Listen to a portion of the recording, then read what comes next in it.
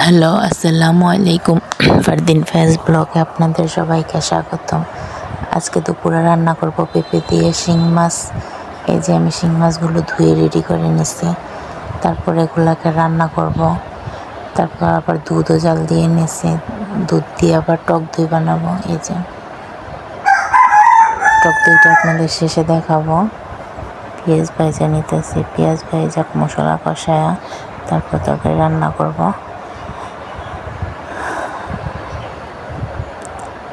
এই তো মাছগুলো কষায় নিতেছি আমি। তারপর আবার রান্না করবো চেওয়া মাছ দিয়ে, দুন্দুল দিয়ে, আলু দিয়ে। এটাও খাইতে খুব মজা হয়, আমার শাশুড়ি মা খাই দিয়ে গেছে। এখানে টক দইটা এখন বসাই দিতেছি।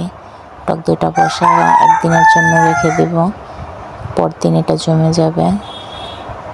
এই যে আমার টক দই জমে গেছে। তারপর আবার মোরব্বা বানাবো। ফারদিনের আব্বু আবার মোরব্বাগুলোকে কেচে দিতেছিল, আমি কাইটা দিছিলাম। ফারদিন এখানে দুষ্টুমি করতেছে, দেখতেই পেতেছেন।